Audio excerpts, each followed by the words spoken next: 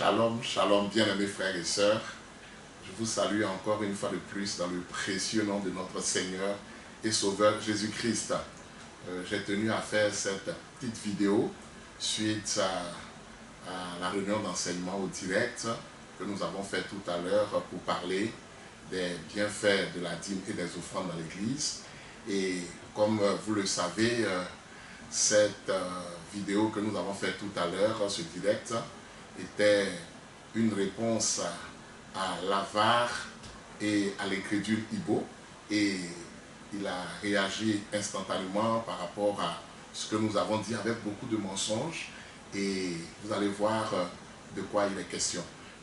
J'ai tenu encore, puisqu'il nous suit, et je suis très heureux de savoir qu'il nous suit, au lieu de venir au débat, il fuit, il se cache, et il préfère faire des petites vidéos en réponse à ce que nous disons, et puis malheureusement pour lui, il dit des contre-vérités, il raconte des mensonges, il est très ignorant, et il s'est permis de dire que le don dont nous avons parlé de cette veuve qui a donné 2 bits était une aumône.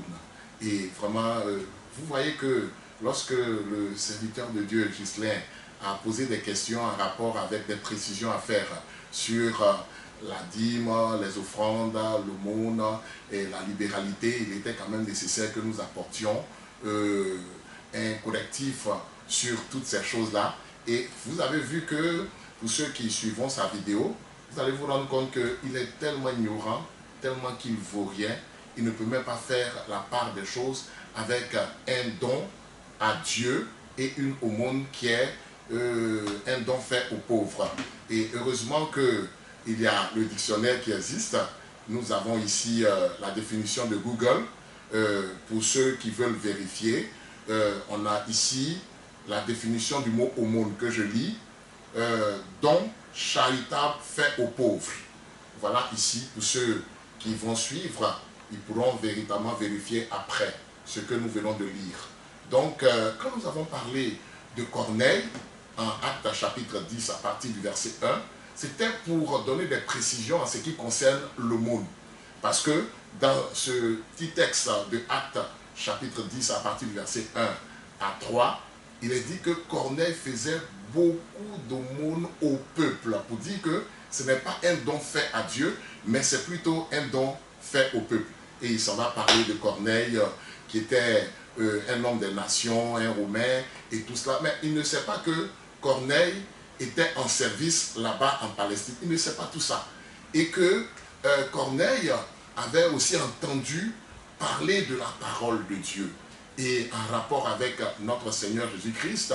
Et c'était quelqu'un qui, pour avoir été en mission là-bas en Palestine, avait contact avec tout ce qui était enseigné. Et on a vu la suite, le Seigneur a permis qu'il puisse entendre l'évangile de la bouche de l'apôtre Pierre. Mais ce n'est pas de cela que nous parlons. Nous avons voulu tout simplement utiliser ce texte-là pour montrer qu'une aumône est un don fait aux hommes, au peuple et non à Dieu.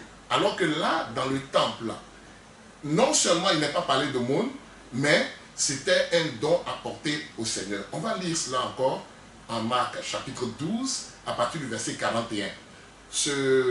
Cet imposteur, cet homme qui se fait passer pour serviteur de Dieu.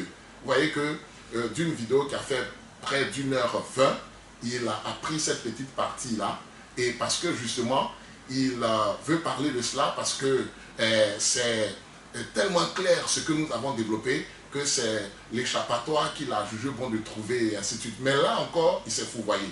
Il s'est fouvoyé dans le sens que il a dit que ces dons-là étaient des aumônes. Oh là là, quelle honte! Et il a commencé sa vidéo en disant qu'il est écœuré parce que nous avons dit, oui, que les dons-là étaient des dîmes et des offrandes. Mais vous voyez un peu? Et nous avons précisé que dans le temple, ça c'est une écriture qui montre que dans le temple, il y avait des dons en argent à porter. Parce que lui, il fait croire qu'une dîme n'a jamais été un don en argent. Mais nous avons voulu montrer que dans le temple de Dieu, il y avait des dons faits en argent. Et les dîmes aussi peuvent être faits en argent. Parce qu'une dîme, c'est la 10e partie d'un revenu. Mais lisons ensemble Marc chapitre 12, verset 41. Jésus, s'étant assis vis-à-vis du tronc, regardait comment la foule y mettait de l'argent. Plusieurs riches mettaient beaucoup. Il vint aussi une pauvre veuve et elle y mit 2 pièces, faisant un quart de sou. Il a dit, elle a apporté 1 pièce. D'abord, ça c'est un mensonge. Elle a apporté 2 pièces.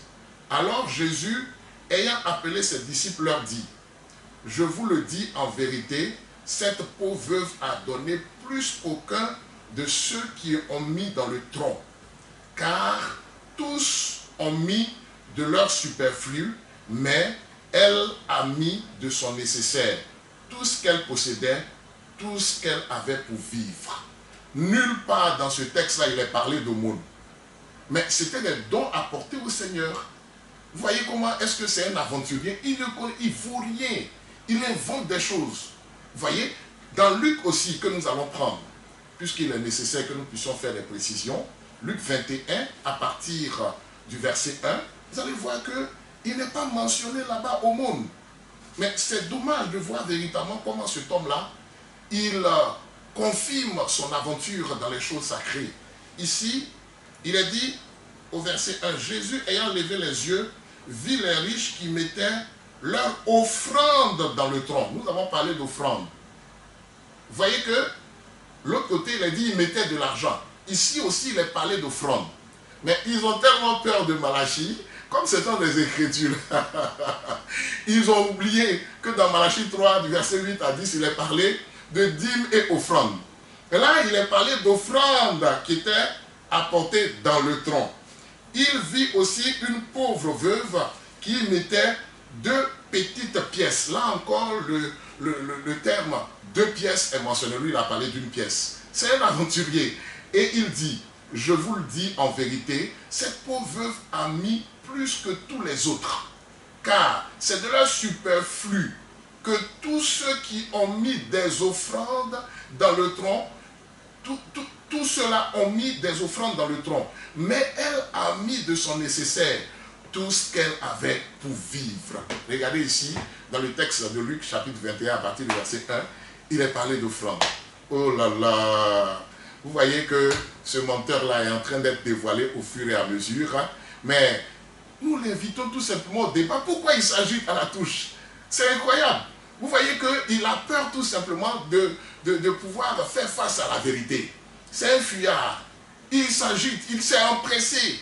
Avec un rire jaune de honte, il s'est empressé de vouloir dire des choses, nous attribuer des choses que nous n'avons pas dites. Mais c'est incroyable.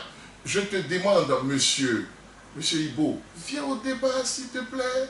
On te pardonne, on te cherche comme ça pour un débat. Comme ça, tu pourras dire toutes ces choses-là, tu pourras dire ouvertement, face à face, comme les jeunes le disent ici. Colo, colo. Tu pourras dire toutes ces choses-là, mais c'est parce que tu sais qu'on va découvrir tes mensonges. Nulle part dans ces 2 textes-là, il est mentionné aumône.